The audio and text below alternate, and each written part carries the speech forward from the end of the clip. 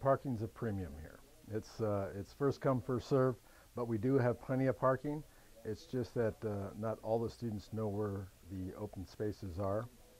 It's pretty impacted. There's a lot of cars here. I know a lot of people that park across the street, so they don't have to deal with it. Abysmal for the first couple weeks, actually. It's a real problem. I got lucky now and managed to find parking within like 15 minutes, but usually coming here it's much longer than that. You have to get here an hour early just to go to class. It's kind of ridiculous, and you're paying for parking. When I know, like at CLU, parking's free. I keep this just for this reason.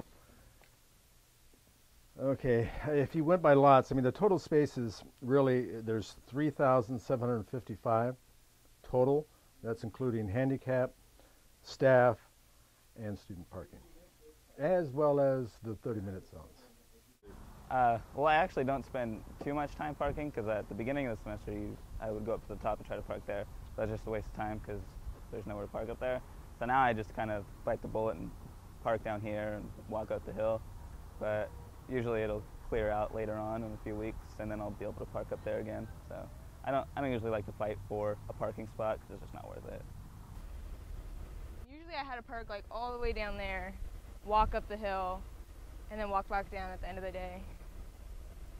At one point last year, I think it took me 35 minutes. That's the longest it's ever taken. Well, the most frequent one would be the permit violations, not having a permit.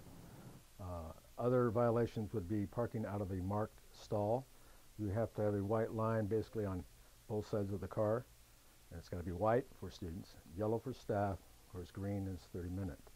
You know, save your nickels and dimes throughout the semester so the following semester you can buy a permit.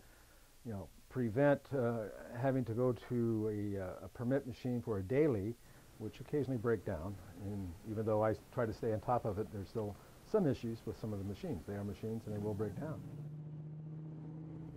I hate to say it, but maybe have the securities crack down on people who are not paying for parking. I mean, that might be a solution. I mean, it sucks to get a ticket, but, us people who pay for our parking deserve a spot, I think that's fair. How many citations? Per week, I would say anywhere from 100 to 150 per week, and then it decreases. It'd be kind of nice to have a multi-level parking structure somewhere around here. The trouble with it is that I think it would get a lot of opposition. It's because we have a very nice unobstructed view of the mountains. You might be able to put one over there.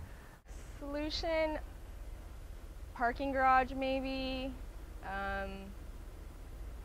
Maybe making parking available on the streets.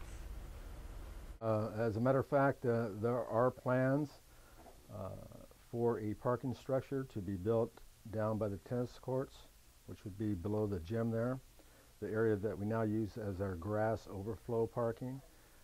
It's my understanding that they're going to construct a 3-story parking structure, which will help out quite a bit. Come early. The important thing is to come early. If you can't find parking, look around, call us. We can tell you where you can find parking, and avoid that panic feeling that they get when it's getting close to class starting and they don't want to be late.